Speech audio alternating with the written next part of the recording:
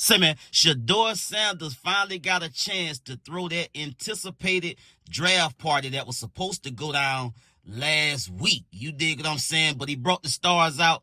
Everybody had a nice time. I know I seen Desi in the building. I seen Kodak Black was in the building. And, you know, he had a celebration, man. And despite, you know, getting drafted in the 5th round with the 144th pick, despite the criticism, people trying to knock him down, tear him down, and criticize everything that he stands for and everything that he's about, and being in his moment of getting drafted and, you know, continuing the legacy of his father, him and his brother Shiloh. Shedeur has been in Cleveland, already making an impact on the city. You've seen him showed up at a Cleveland high school to mentor and talk to the young ones. You understand me? He's been moving around and about the city, also showing the Cleveland's organization that he is there to put in the work. There have been some footage of him out working out, doing his thing, putting in the work, but he did take some time to pop a lid off and celebrate himself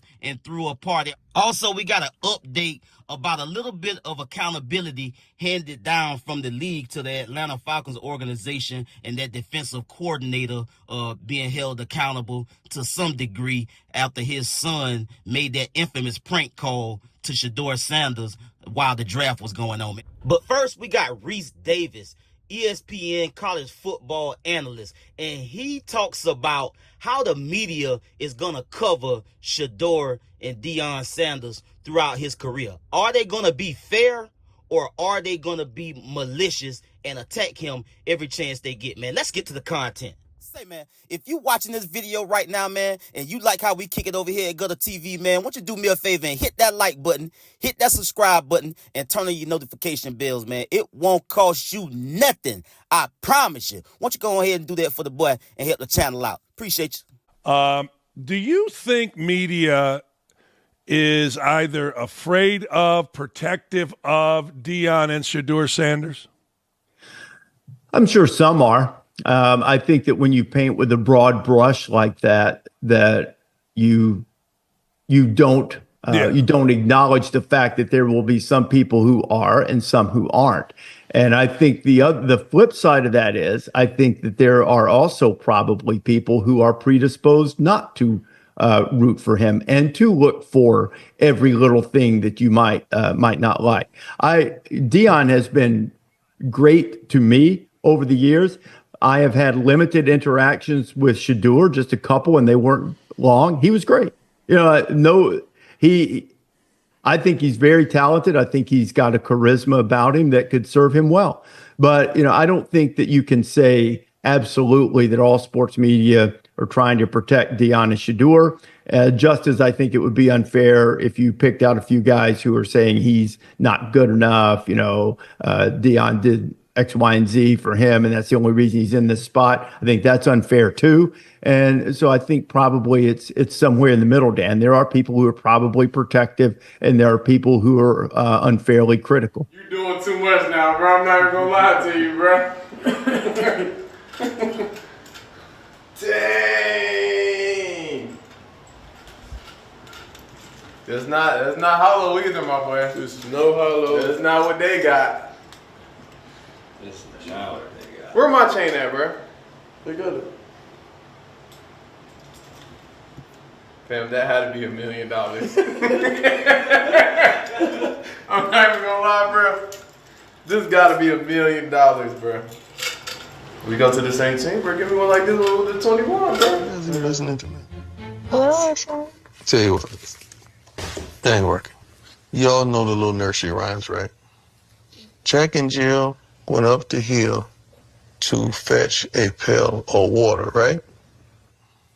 Jack and Jill ain't go up the hill to get no water, son. I hate to be the one to tell you this. But Jack wanted something else, all right? So you don't be Jack and you don't go up no hill with Jill. And if I catch anybody going up the hill with you, Daddy gonna show out, right? You understand? Let's go.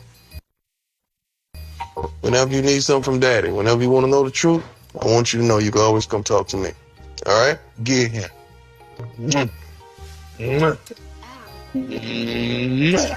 Let's go.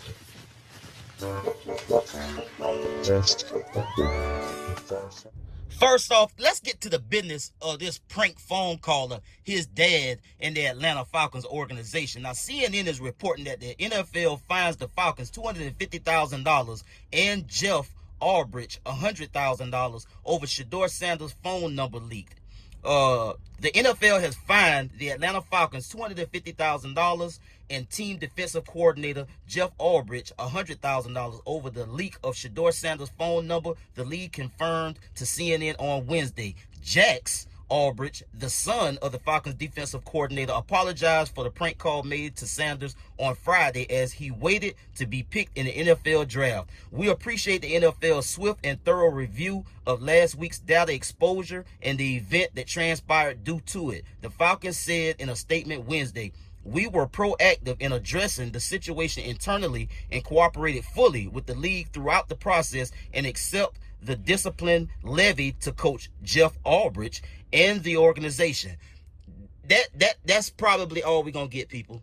I know we wanted we wanted accountability to look like something else in a lot of people's mind, but at the end of the day, realistically speaking, this is probably all it's gonna be. You dig what I'm saying? This is, a little tap on the hand. Don't do that. That stove's hot. Don't touch it. You understand me? So at the end of the day, it is what it is. Shedeur is going to continue to be Shedeur. You seen he had a wonderful celebration for him and his brother Shiloh getting drafted into the NFL. Shiloh going to the Tampa Bay Buccaneers. Shedeur being picked 5th round.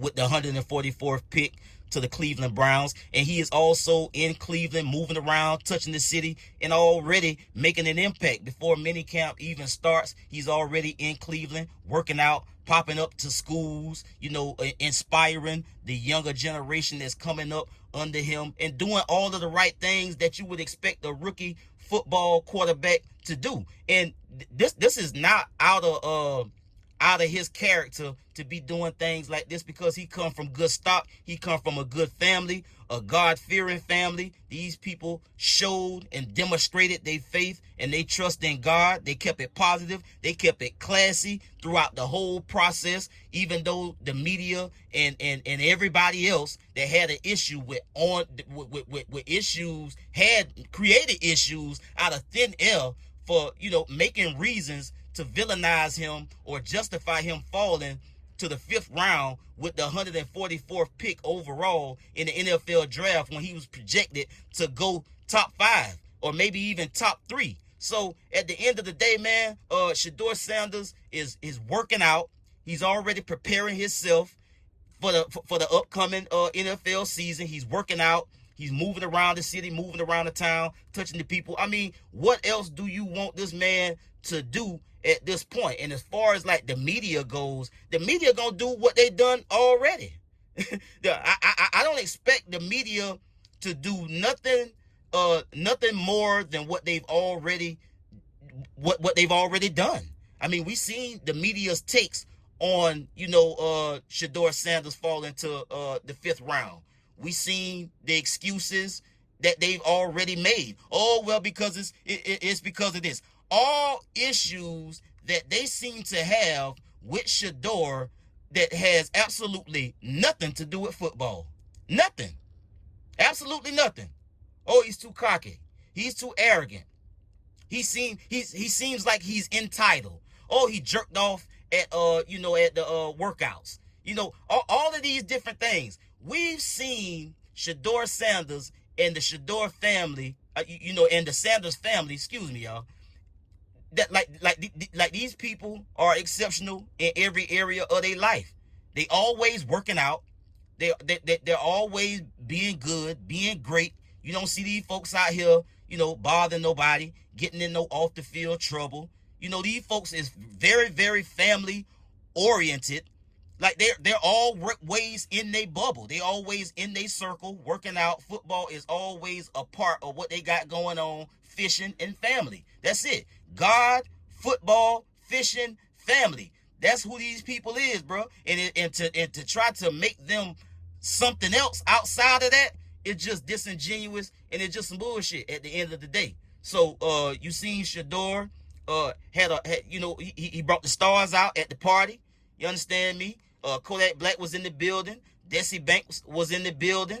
They had a lot of beautiful women in the building, and so it was a time to be had. You understand me? And he deserves to do things like this because the man do got a life outside of football. Every other football player and basketball player, anybody in sports has a life outside of seeing them on TV playing their professional sport. You understand me? So at the end of the day, this is the message, kids. You shouldn't shrink who you are just because it makes somebody else uncomfortable. All Shedeur got to do is work, bust his ass, and perform when he get on the field. Like, what can you say then? So all he got to do is continue to do what he's always done. Continue to do what he's always done. Work hard as a child, up through high school, college. He went to Jackson State. He was productive. He went to Colorado. He was productive. When he go to the NFL, I look for him to be productive. What is the common denominator? His father, which is the one that they want to villainize and make this whole thing really about. Oh, he's just like his daddy. They want to call shots and tell us what to do. We the big time billionaire NFL owners. We're not going to let these niggas tell us what to do. You understand me? Even if, like, we've seen people in this world and in this country, bro, in recent time, do things that's counterintuitive to their bottom line. You understand me? These people will go out of their way to do things in order to make a statement. And so this was a clear demonstration of that. And that's all I say about that, man.